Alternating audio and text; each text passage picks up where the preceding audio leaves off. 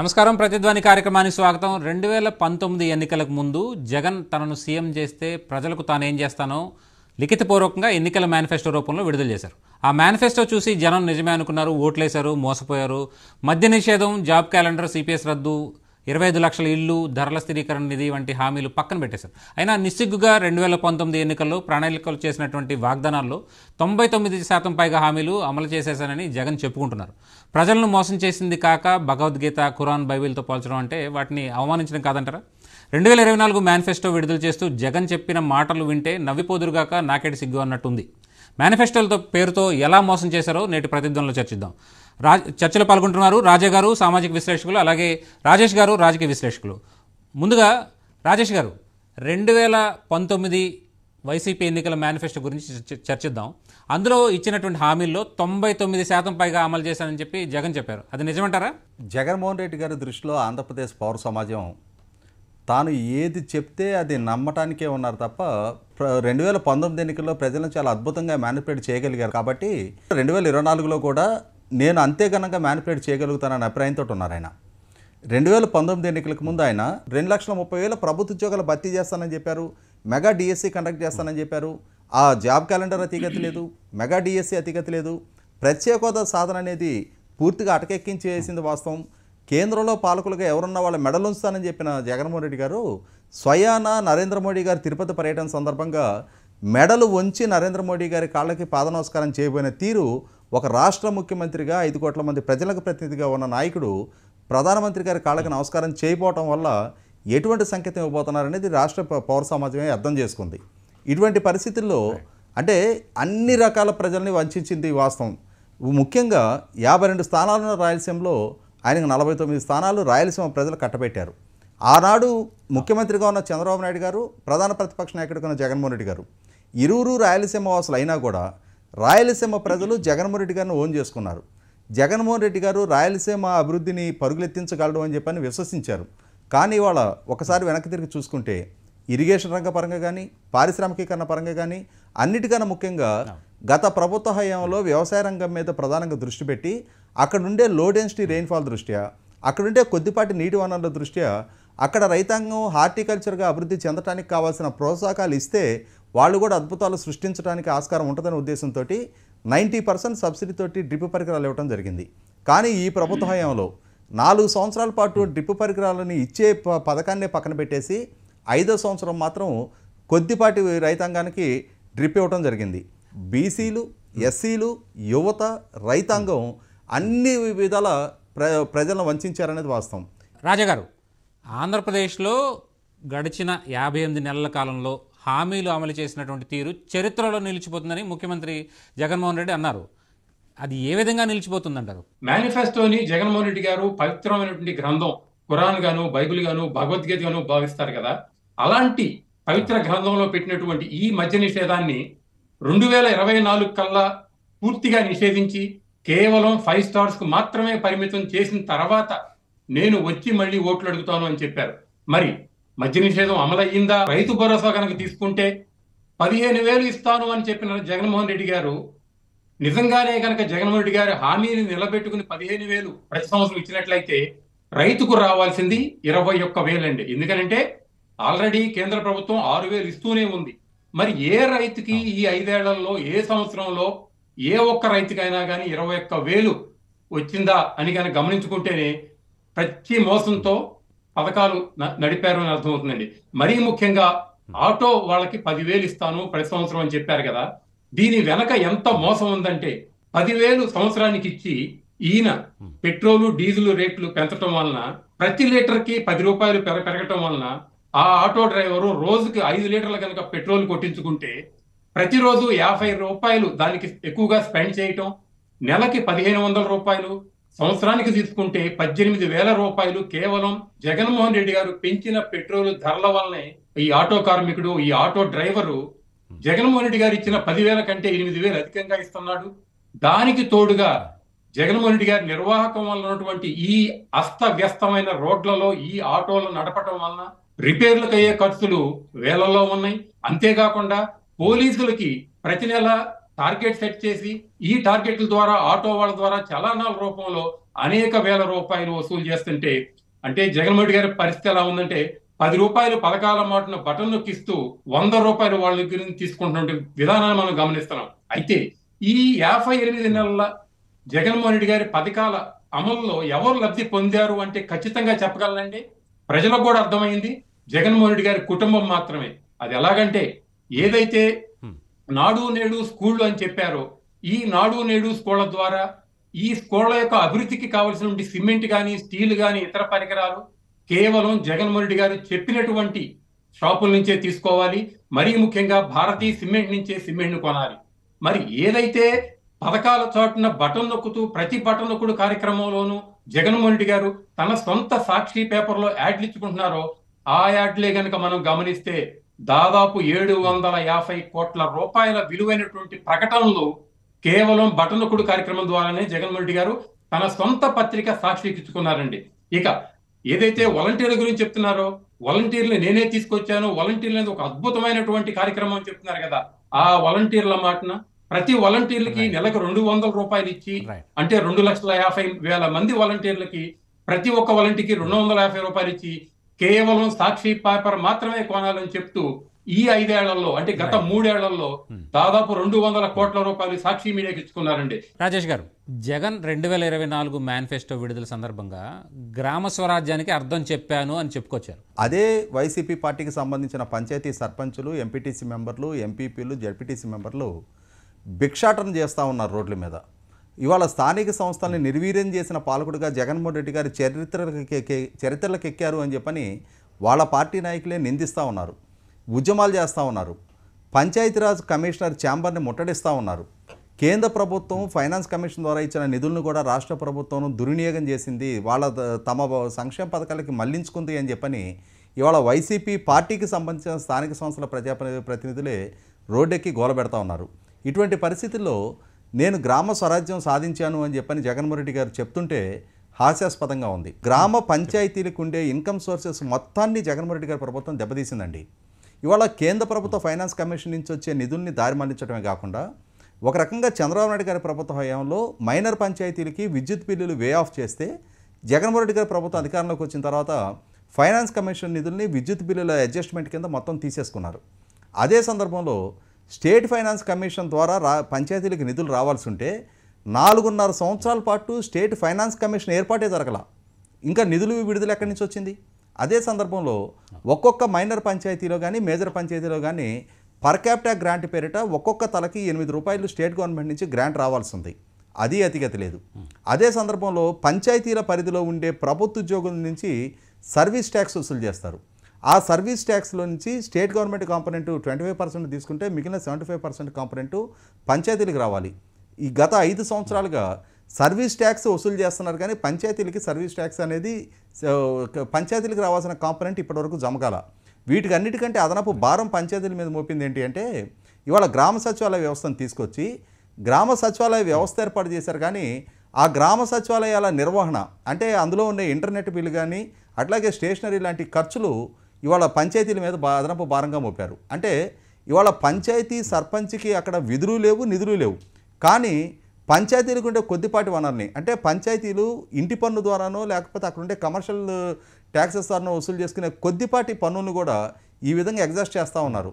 అన్నిటికన్నా ముఖ్యంగా ఇవాళ పంచాయతీ సర్పంచులు కేంద్ర ప్రభుత్వం దగ్గరికి వెళ్ళి వాళ్ళు మొరపెట్టుకొని ఇవాళ ఫైనాన్స్ కమిషన్ నిధులు ఈ విధంగా రాష్ట్ర ప్రభుత్వం తీసేసుకుంటుంది అని చెప్పిన నేపథ్యంలో రాష్ట్ర ప్రభుత్వంతో సంబంధం లేకుండా వీళ్ళని ప్రత్యేకమైన అకౌంట్ ఓపెన్ చేసుకొని సర్పంచి పంచాయతీ సెక్రటరీకి సపరేట్ అకౌంట్ ఓపెన్ చేసుకోండి, ఆ అకౌంట్ ద్వారా మేము మీకు నిధులు జమ చేస్తామని చెప్తే కేంద్ర ప్రభుత్వం నుంచి వచ్చిన ఆ నిధులను కూడా సిఎఫ్ఎంఎస్లో జమ కావడంతో రాష్ట్ర ప్రభుత్వం లాగేసుకున్న తీరు చూస్తే ఇవాళ పంచాయతీలని గ్రామ స్వరాజ్యాన్ని జగన్మోహన్ రెడ్డి గారు కాపాడారా? నవ్వులాటగా ఉంది. రైట్. రాజా గారు, అంటే వైసీపీ మేనిఫెస్టోలో అంశాలని టీడీపీ కూటమి ప్రకటించినటువంటి సూపర్ 6 హామీలతో పోలిస్తే ఏది ప్రజలకు ఎక్కువ లబ్ధి కలిగిస్తుందంటారు?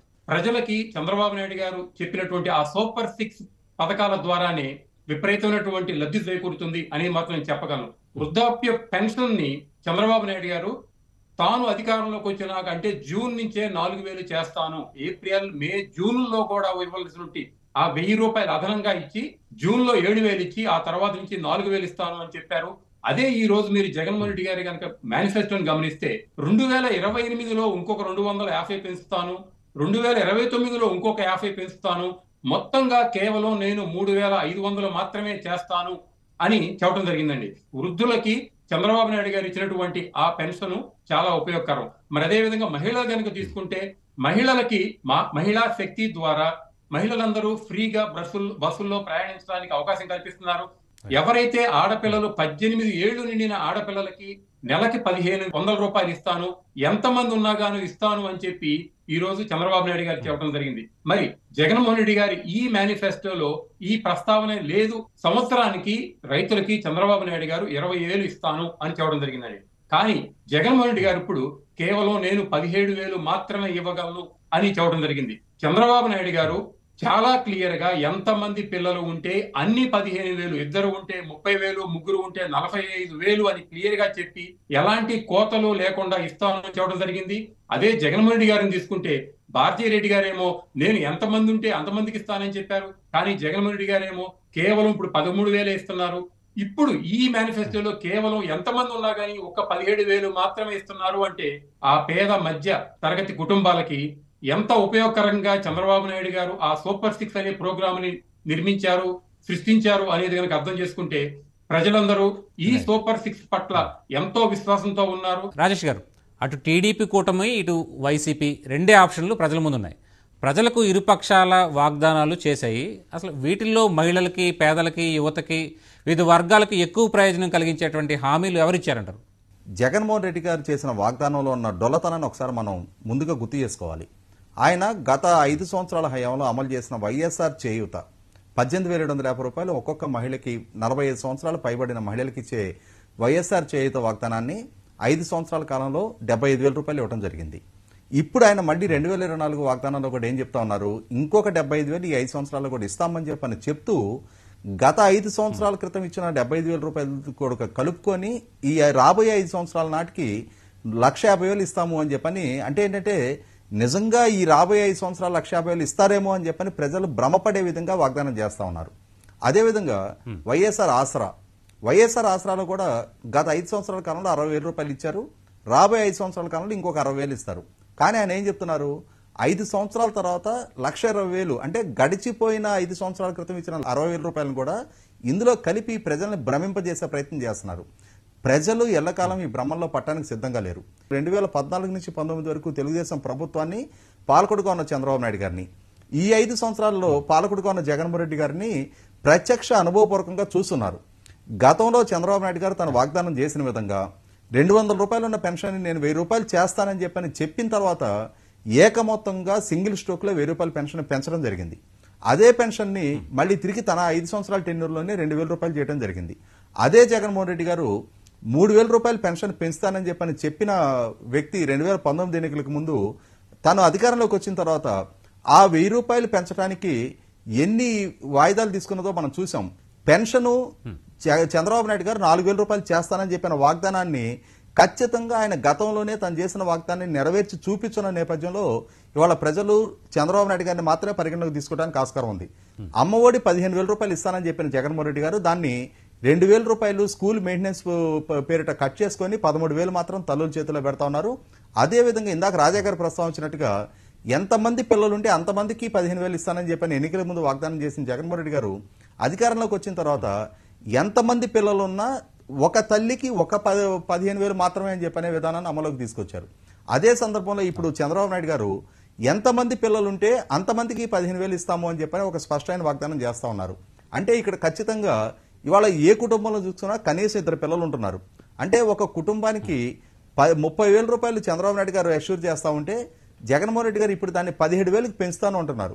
17,000కి పెంచుతున్నారు సరే, వాస్తవ రూపంగా తల్లులకి ఎంత ఇవ్వబోతున్నారు? మీరు గతంలో అనౌన్స్ చేసిన 15,000లో 2,000 కట్ చేసుకుని 13,000 మాత్రం ఇస్తున్నారు. అదేవిధంగా ఇప్పుడు కూడా ఈ 17,000 అని చెప్పని అనౌన్స్ చేసిన దాంట్లో తల్లులకి నేను అనుకోవటం ఆ 2,000 ఇప్పుడు కూడా కట్ చేసి 15,000 ఇస్తారు. అంటే మీరు ఒక పక్క చంద్రబాబు నాయుడు గారు 30,000 ఒక కుటుంబంలో కనీసం 2 బిడ్డలకి అందించడానికి సిద్ధంగా ఉంటే మీరు 2 బిడ్డలు ఉన్నా కూడా 15,000 మాత్రం మీ దగ్గర నుంచి అందుతాయి. చంద్రబాబు నాయుడు గారు నాయకత్వంలో ఉన్న ఎన్డీఏ చేసిన 6 గ్యారంటీలు ఖచ్చితంగా జగన్మోహన్ రెడ్డి గారు మేనిఫెస్టో కన్నా కూడా చాలా మెరుగైన ఆప్షన్ గా ప్రజలు పరిగణించడానికి ఆస్కారం ఉంటుంది. రైట్ రాజా గారు, అంటే మొత్తంగా వైసీపీ ఎన్నికల మేనిఫెస్టో చూసిన తర్వాత మీకేమనిపించింది? జగన్మోహన్ రెడ్డి గారికి ఒక విషయం అయితే అర్థమైందండి. ఇక మన పని అయిపోయింది, ప్రజలు మనం ఏం చెప్పినా కానీ నమ్మటం లేదు. ఇక చివరి ప్రయత్నంగా అబద్ధాలని పదే పదే ప్రస్తావిస్తూ చంద్రబాబు నాయుడు గారిని మరొక్కసారి చివరి ప్రయత్నంగా మోసకారిగా చిత్రీకరిద్దాం. ఏదైతే మద్య నిషేధం అని చెప్పారో మద్య నిషేధాన్ని అమలు చేయలేకపోయారు, అమలు చేయలేదు. అసలు మద్య నిషేధం అమలు చేయకపోతే నేను వచ్చే ఎన్నికల్లో నిలబడను, ఓట్లు అడగను అన్న జగన్మోహన్ రెడ్డి గారు అసలు ఈ రోజు మేనిఫెస్టో పెట్టి నేను ఎన్నికల్లో నిలబడుతున్నాను, నా మేనిఫెస్టో ఏదో చెప్పారు అంటేనే ప్రజలను పచ్చే మోసం చేశారని అర్థమవుతుందండి. మరి ఉద్యోగస్తుల్ని ఎన్నికలకు ముందేమో ఉద్యోగస్తులు నేను ఒకే కుటుంబం, నా సోదరులు అని చెప్పిన జగన్మోహన్ రెడ్డి గారు సిపిఎస్ రద్దు చేస్తా అన్నారు, చేయలేదు. మెగా డిఎస్సి అన్నారు, చేయలేదు. అదే విధంగా ఉద్యోగస్తులకి వాళ్ళు ఉంటున్న ప్లేసుల్లోనే నివాస స్థలాలు ఇచ్చి ఇళ్లు కట్టిస్తాను అని చెప్పేటువంటి ఒక పెద్ద ప్రోగ్రాం కూడా ఆ రోజు మేనిఫెస్టోలో పొందుపరచడం జరిగింది. జగన్మోహన్ రెడ్డి గారు అది మర్చిపోయారు. రైట్ రాజేష్ గారు, అంటే మళ్ళీ అధికారంలో రాగానే విశాఖ రాజధానిగా పరిపాలన సాగుతుందని జగన్ పాత పాటే పాడారు. 2019 ఎన్నికలకు ముందు తుళ్లూరులో జరిగిన సభలో తన్నే చాలా స్పష్టంగా చంద్రబాబు నాయుడు గారు 3.5 సంవత్సరాల కాలం గడిచినా కూడా ఇప్పటికీ రాజధాని పనుల్లో పురోగతి సాధించలేకపోయారు. 1 సంవత్సర కాలంలో మన ప్రభుత్వం అధికారంలోకి వస్తుంది, ఇక్కడే ఇదే ప్రాంతంలో అద్భుతమైన రాజధాని నిర్మాణం చేస్తానని చెప్పని వాగ్దానం చేయడం జరిగింది. ఆ వాగ్దానాన్ని నమ్మే ఆ 2 స్థానాల్లో కూడా ప్రజలు వైసీపీ పార్టీని నెగ్గడం జరిగింది. కానీ 2019లో అధికారంలోకి వచ్చిన తర్వాత అదే అమరావతి పట్ల ఎంతటి విషం జిమ్మింది చూసాం మనం. ప్రస్తుతం ఇవాళ 2019 ఎన్నికల నాడు చేసిన వాగ్దానాన్ని నెరవేర్చుకొని జగన్మోహన్ రెడ్డి 2024 ఎన్నికల నాడు విశాఖపట్నం పాట పాడుతూ ఉన్నారు. అదే విశాఖపట్నం ప్రజలు ఈ మధ్యకాలంలో జరిగిన పట్టభద్రుల ఎమ్మెల్సీ ఎన్నికల్లో వైసీపీ పార్టీకి ఏ విధమైన గతి పట్టించారు అనేది అక్కడ ప్రజల అభిప్రాయం ఎట్లా ఉంది, చదువుకున్న వర్గాలు పట్టభద్రులు వాళ్లలోనే జగన్మోహన్ రెడ్డి గారి పట్ల ఆయన చేస్తున్న వాగ్దానం పట్ల విశ్వాసం లేదు అనేది చాలా స్పష్టంగా మనకు తేటతెల్లం అయిపోయింది. ఖచ్చితంగా జగన్మోహన్ రెడ్డి గారు ప్రాంతీయ విద్వేషాలు పెంచాలి అనే లక్ష్యంతో 2019 ఎన్నికల నాడు కుల విద్వేషాలు పెంచారు, ప్రజల్ని కులపరమైన విభజనకు తీసుకొచ్చి తద్వారా తన ఎన్నికల్లో పోలరైజేషన్ సాధించుకోగలిగారు. ఇవాళ 2024 ఎన్నికలకు వచ్చేటప్పటికి ప్రాంతీయ విద్వేషాలు పెంచడం అనే ఒక అస్త్రం ద్వారా తన ఎన్నికల్లో మైలేజ్ తెచ్చుకోవాలని ప్రయత్నం చేస్తున్నారు. కానీ ప్రజలు వీటిని పరిగణలోకి తీసుకోవడానికి సిద్ధంగా లేరు. ఏ స్ట్రాటజీస్ అయినా నాకు తెలిసి భారతదేశ రాజకీయ చరిత్రలో ఎన్నికల వ్యవస్థలో ఒక ఎన్నికల్లో పనిచేసిన స్లోగన్ 2వ ఎన్నిక దాకా ఈ రోజు దాకా క్యారీ కాల. జగన్మోహన్ రెడ్డి గారు ఈయన వ్యూహాలు ఆయన విభజన రాజకీయాలు 2019 ఎన్నికల నాడు సఫలీకృతం అయ్యారు. కానీ 2024 కూడా వాటి ప్రాతిపదికగానే ఎన్నికలు నెగ్గాలని చెప్పని ఆయన చేస్తున్న ఆలోచన ప్రజల పరిగణలోకి తీసుకోరు.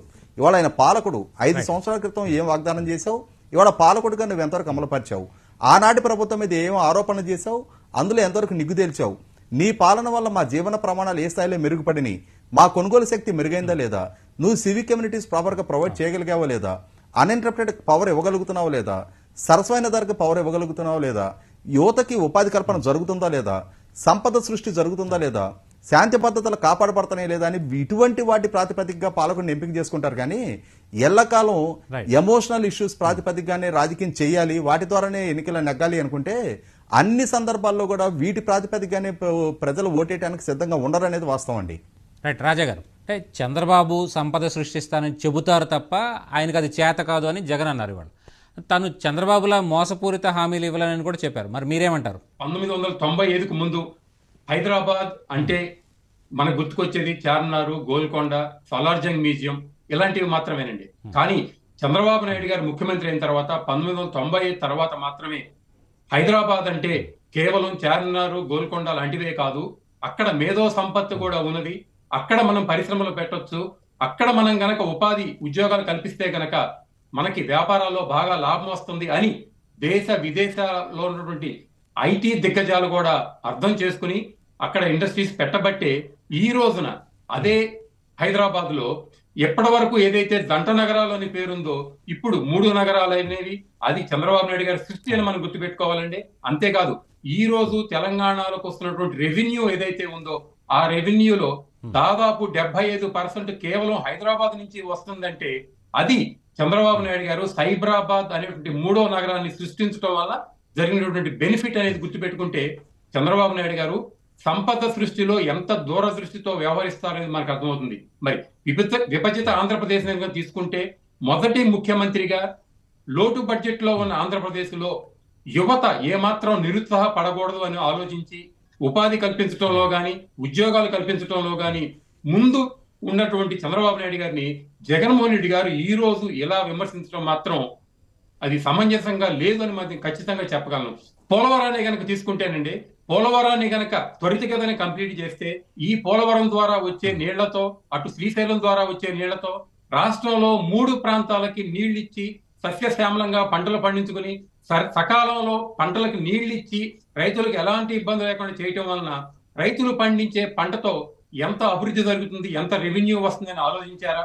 అదేవిధంగా అమరావతి నిర్మాణాన్ని వేగంగా చేస్తే గనక ఆ అమరావతి నిర్మాణం ద్వారా అనేక మంది బడుగు బలహీన వర్గాల ప్రజలు ఉపాధి ఉద్యోగ అవకాశాలు కల్పించబడి ఎంత వేగంగా అక్కడ ప్రాజెక్ట్స్ కానీ రోడ్స్ కానీ నిర్మాణం జరిగింది మనం గమనిస్తే ప్రజలకి అభివృద్ధి చేయడంలో చంద్రబాబు నాయుడు గారు దిట్ట అనేది ఈపాటికే అర్థమైందండి. ఎప్పుడైతే జగన్మోహన్ రెడ్డి గారిని చంద్రబాబు నాయుడు గారిని ప్రజలు కంపేర్ చేసుకున్నారో అప్పుడు ప్రజలకి చంద్రబాబు నాయుడు గారు వస్తేనే రాష్ట్రం యొక్క అభివృద్ధి జరుగుతుంది, రాష్ట్రం యొక్క అభివృద్ధి జరిగితేనే సంపద సృష్టించబడుతుంది, సంపద సృష్టిస్తేనే ఎలాంటి అప్పులు చేయకుండా రాష్ట్రాన్ని అప్పుల ఊబిలోకి నెట్టకుండా ఈ సంక్షేమ పథకాలని నిర్విఘ్నంగా జరుపుకోవచ్చు అని ప్రజలు భావించారు అని మాత్రం నేను ఇక్కడ ఖచ్చితంగా చెప్పగలనండి. మరి ఒక విధంగా మోసం గురించి కనుక ఆలోచిస్తే మోసానికి బ్రాండ్ అంబాసిడర్ జగన్మోహన్ రెడ్డి గారండి. ఆ మోసాన్ని కూడా ప్రజలు ఈ ఎన్నికల్లో, ఈ 2024 ఎన్నికల్లో తెలుసుకున్నారు అని నాకు ప్రగాఢ విశ్వాసం అండి. ఏదైతే జగన్మోహన్ రెడ్డి గారి మోసాన్ని కనుక మనం గమనిస్తే ఒకసారి 2019కి ముందు ప్రతి మీటింగ్ లోనూ జగన్మోహన్ రెడ్డి గారు చెప్పింది ఏంటంటే, ఒక రాజకీయ నాయకుడు అనేవాడు ప్రజలకి ఒక వాగ్దానం చేస్తే, ఒక మాట ఇస్తే దాన్ని తూచా పాటించాలి, దాన్ని నెరవేర్చాలి. అలా గనక నెరవేర్చకపోతే ఆ రాజకీయ నాయకుడు రాజకీయాల్లో ఉండడానికే అనర్హుడు. నేను ఇచ్చిన హామీలను నెరవేర్చకపోతే గనక ఖచ్చితంగా నేను రాజకీయాల్లో ఉండను అని చెప్పిన జగన్మోహన్ రెడ్డి గారు తానిచ్చిన మేనిఫెస్టోలో తానిచ్చిన హామీలని అమలు చెయ్యని జగన్మోహన్ రెడ్డి గారు ఈ రోజు తిరిగి ఎన్నికల్లో నిలబడుతున్నారు అంటే ఇది ప్రజలను మోసం చేయటం కాదా? చివరిగా నేను మోసం గురించి ఒకటి చెప్పగలనండి. ప్రతిసారి నా అక్క చెల్లెళ్ళు అంటారు కదా, అలాంటి జగన్మోహన్ రెడ్డి గారు తన సొంత చెల్లెళ్ళకి న్యాయం చేశారా అని ఈ రోజు అదే ఆంధ్రప్రదేశ్ అక్క చెల్లెళ్ళు అందరూ ప్రశ్నించుకుంటున్నారండి. అంటే ఎట్లా ఉంటదంటేనండి, ఒక పాట ఉందండి, జ్యోతిలక్ష్మి చీరగట్టింది చీరకే సిగ్గేసింది అని. జగన్మోహన్ రెడ్డి గారు మోసాలు విలువల గురించి మాట్లాడుతున్నారు, ఆ విలువలకే సిగ్గేస్తుంది అని ఇప్పుడు ప్రజలందరూ కూడా అనుకుంటున్నారు. రైట్ అండి, ధన్యవాదాలండి రాజా గారు. అలాగే రాజేష్ గారు ప్రతిధ్వని చర్చా కార్యక్రమంలో పాల్గొన్నందుకు. ఇది నేటి ప్రతిధ్వని. నమస్కారం.